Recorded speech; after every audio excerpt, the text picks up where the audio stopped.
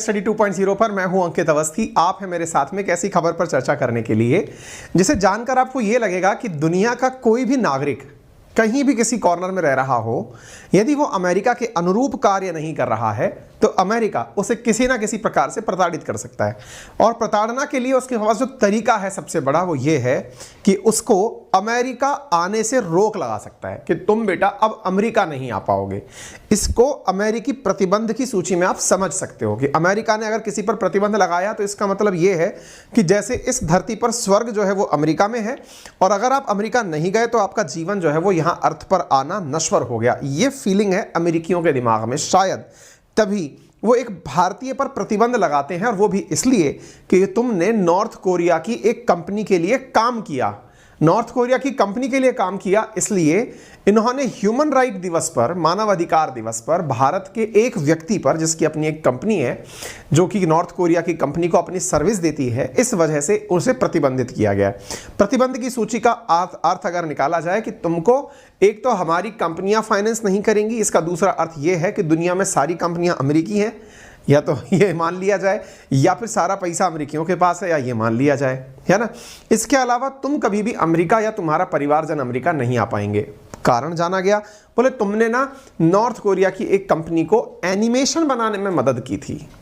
भाई साहब, इसलिए यदि आप कभी किसी को सर्विस दे रहे हो तो जांच लें कि उस कंपनी का किसी आगे से क्या संबंध है। हालांकि अमेरिकी कंपनी का आरोप है जिस व्यक्ति के ऊपर, वो ये है कि तुम्हें पता था कि इस पैसे का उपयोग मनी लॉन्ड्रिंग के माध्यम से हो सकता है। हालांकि मनी लॉन्ड्रिंग शब्द उपयोग में नहीं लिया है, शब्द यह है कि तुमने अमेरिकी डॉलर पहुंचा दिए नॉर्थ अमेरिका में, नॉर्थ कोरिया के अंदर। चलिए इस मामले को पूरा विस्तार से जान लेते हैं, क्या है पूरी कहानी, क्या किया गया, कैसे हुआ, सब कुछ कहानी को थोड़ा विस्तार से भी जान लेते हैं। देखिए स्थिति कुछ इस प्रकार से है, इन भाई साहब को आप अच्छे से पहचानते हैं।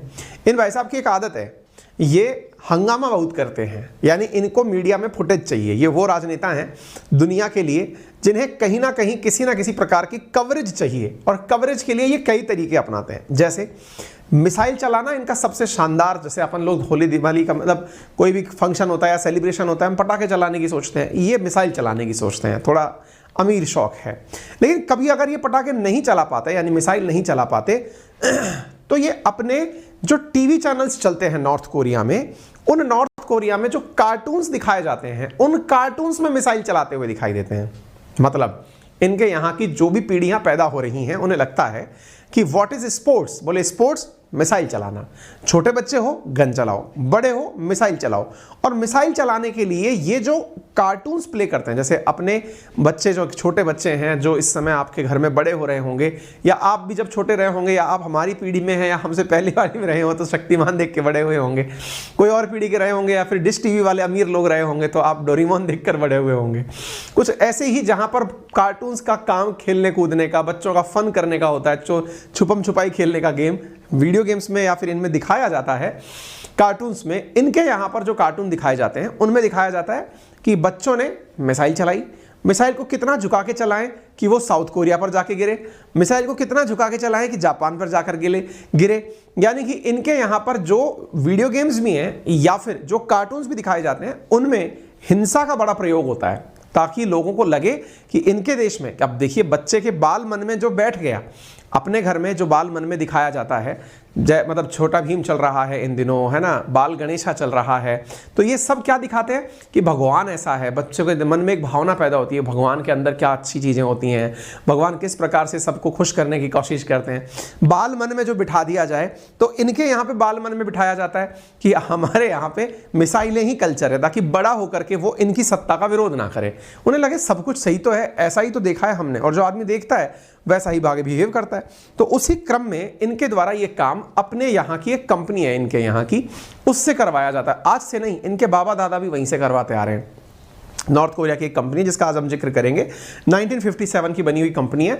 वो कंपनी, आपको लगेगा कोई छोटी मजाक बात हो रही है, भाई वो एनिमेशन के ऊपर इतना काम करती है कि उस एनिमेशन इंडस्ट्री में इनको विदेशी पैसा भी मिलता है। यानी कि ये दूसरे देशों के लिए भी एनिमेशन बना के देते रहते हैं। एनिमेशन का मतलब क्या है, मैं अगर आसान भाषा में बताऊं, आप में से बहुत से लोगों ने हाल ही के दिनों में बाहुबली फिल्म देखी होगी। बाहुबली नहीं देखी और इन दिनों ब्रह्मास्त्र आई वो देखी होगी, कुछ भी नहीं देखा, तो जो रियलिटी है ना उसके अलावा जो दिख रहा है वो सब एनिमेशन है। अर्थात आपको बाहुबली के अंदर या अभी इन दिनों अवतार फिल्म आई हुई है वो देखें, ये सब एनिमेशन है। एनिमेशन का अर्थ हुआ ग्रीन स्क्रीन पर कुछ भी ऐसा दिखा देना जो कल्पना से परे हो। कल्पना से परे मतलब इंसान उड़ रहा है, पानी के अंदर डूब के भी वो जिंदा है, ये सब कल्पनाएं जितनी भी हैं, ये सब कल्पनाएं वीएफएक्स के माध्यम से, एनिमेशन के माध्यम से दिखाई जा सकती हैं और इन्हीं को करने में बहुत पैसा खर्च होता है। जैसे हाल ही में जो बॉलीवुड की फिल्म आई ब्रह्मास्त्र, उसके बारे में कहते हैं कि उसकी फिल्म का जो बड़ा बजट था वो वीएफएक्स पर खर्च हुआ था, यानी कि ये जो एनिमेशन वाला जो काम है इस पर खर्च हुआ था।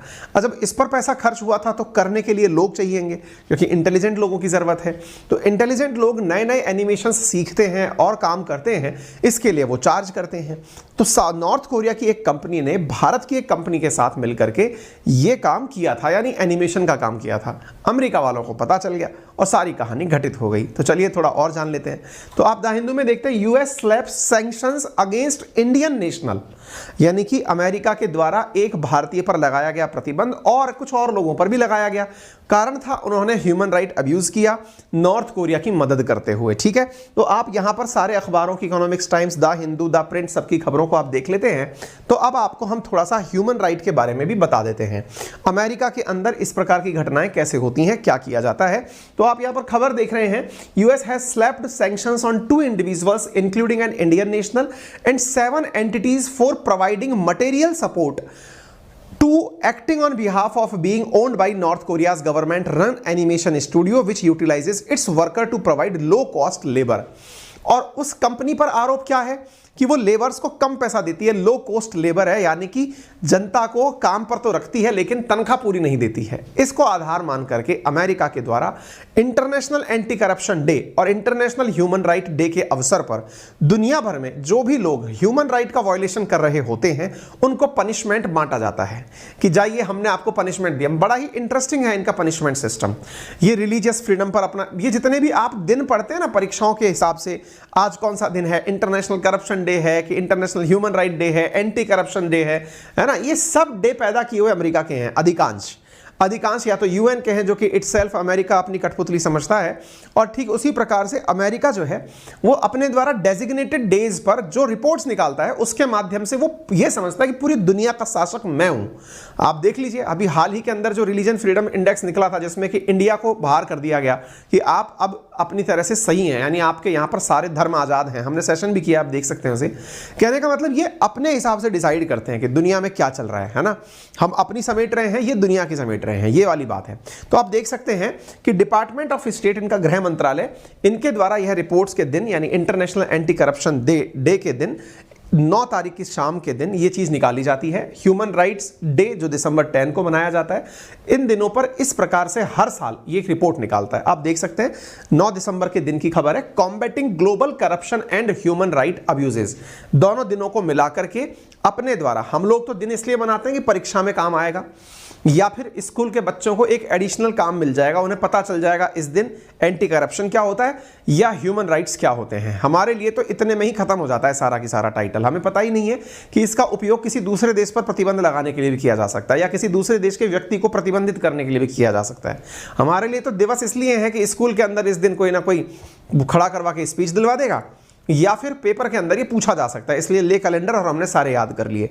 एग्जैक्टली यहां पर कुछ और है, और वो यहां पर क्या है, यहां पर कॉम्बैटिंग ग्लोबल करप्शन डे के दिन एक लिस्ट निकाल दी जाती है और उसमें लिस्ट के अंदर दिसंबर 9 के दिन खबर आती है कि ट्रेजरी यानी एक तरह से इनके समझिए पैसे वाला विभाग जो है ना, वित्त मंत्रालय टाइप की, over 40 individuals and entities across 9 countries, 9 देशों के अंदर 40 कंपनी और लोगों के ऊपर connected to corruption and human right abuse के कारण सैंक्शंस लगाए जाते हैं साहब।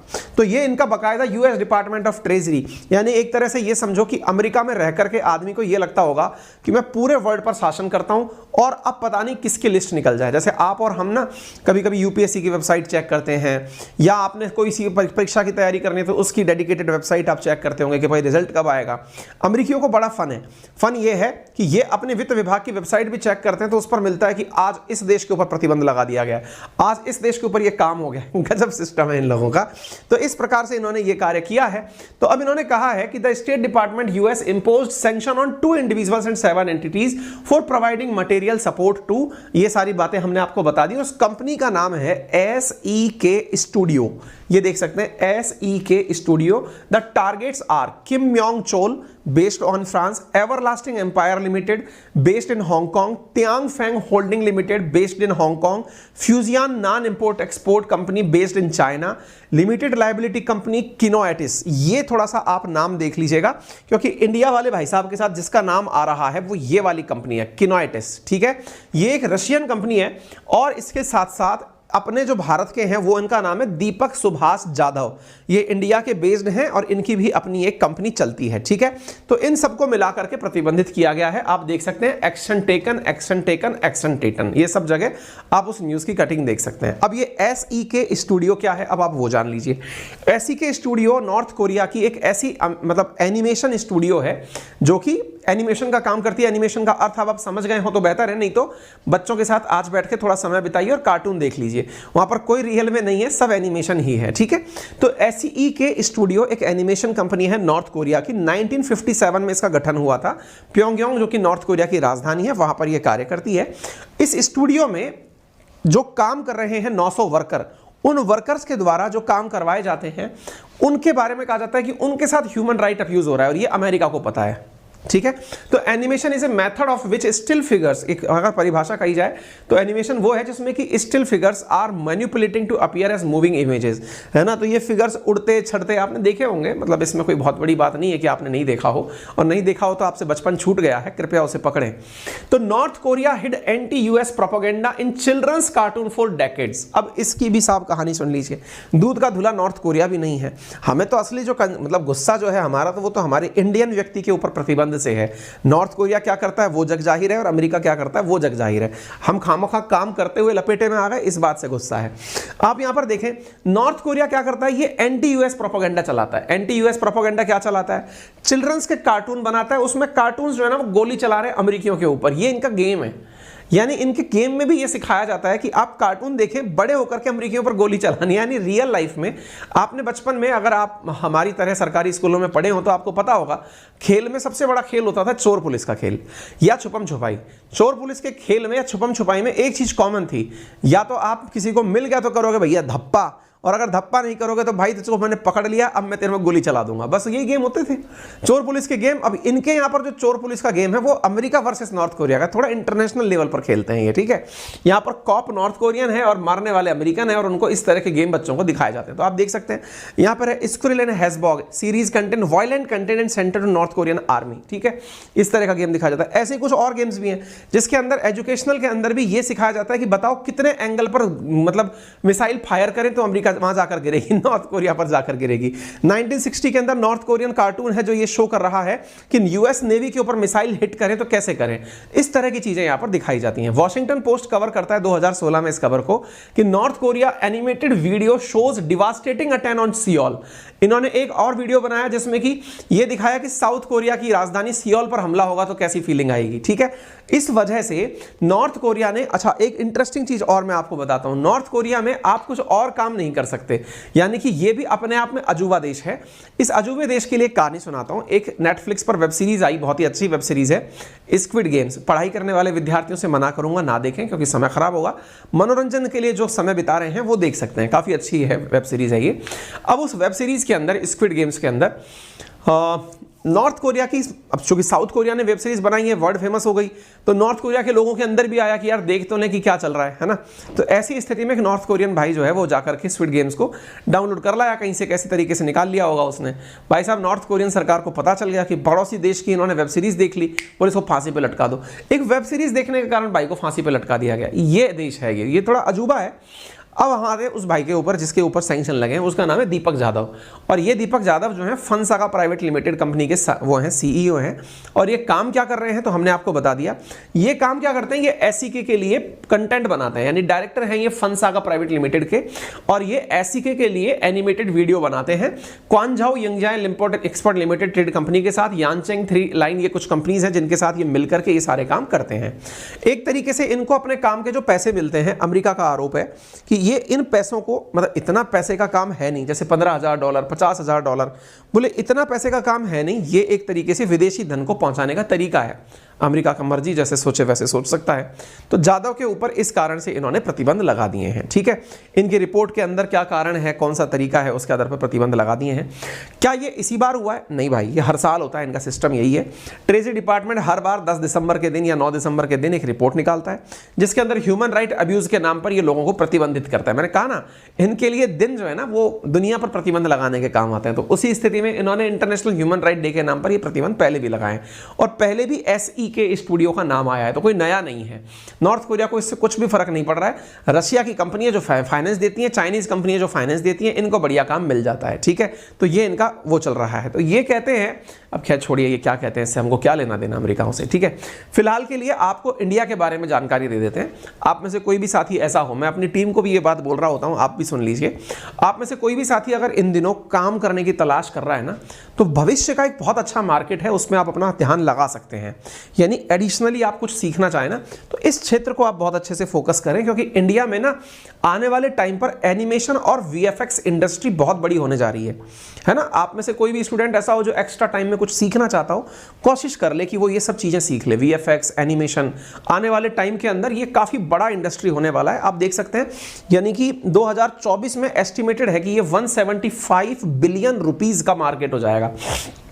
यानी मार्केट में कितनी जबरदस्त ग्रोथ आ सकती है 50 बिलियन रुपीस का। इसका बड़ा कारण है, मतलब लोग अब सोशल मीडिया पर काफ़ी एक्टिव हैं, फिल्में जो हैं अब वीएफएक्स एनिमेशन बेस्ड आ रही हैं, तो आप अगर उसमें रहेंगे, थोड़ी टेक्निकल हैंड आपका अच्छा रहेगा, तो आप रोजगार युक्त रहेंगे, है ना। मतलब जो कन्वेंशनल एजुकेशन है उसके साथ साथ अगर स्किल भी आपके पास हो तो उस पर फोकस कर सकते हैं। हालांकि ये मेरी पर्सनल ओपिनियन है, इसको आप जरूरी नहीं है कि माने। ठीक है, तो एनिमेशन इंडस्ट्री ग्रू बाय 24% इन 2021 और $30.5 बिलियन 2022 में पहुंच जाएगी। और मैं क्या बोल रहा हूं, 2024 के अंदर, तो मतलब ये मल्टीपल्स में ग्रो हो रही है। तो अगर आप चाहें तो इसको भी अपना एज एन ऑप्शन तलाश सकते हैं। तो फिलहाल के लिए इतना ही। यदि आपको जानकारी पसंद आई हो तो सेशन को साझा करें, चैनल पर नए हैं तो सब्सक्राइब करें। मेरा रेफरल कोड है अंकित10, जिसका यूज करके आप अनअकैडमी पर पा सकते हैं 10% discount on all type of subscriptions including SSC के अंदर मैं आपको बता दूं कि 16 तारीख तक एक ऑफर चल रहा है आपके लिए। 12 महीने का सब्सक्रिप्शन आपको मैथ्स, रीजनिंग, जीके, इंग्लिश के साथ में 5,399 रुपए में मिल रहा है। आप इसे ले सकते हैं और आप इसको मतलब अच्छे से एक्सेस करें, 20% डिस्काउंट के साथ मिल रहा है। वहीं यूपीएससी के अंदर इंडिया के टॉप एजुकेटर्स आपके लिए कोर्सेज लेकर चल रहे हैं, प्लस और आइकॉनिक दोनों के अंदर, और बहुत ही अच्छा बैच 18 महीने के लिए लक्ष्य बैच सब सिलेबस कवरेज के साथ में हो रहा है। आप इसे ज्वाइन कर सकते हैं।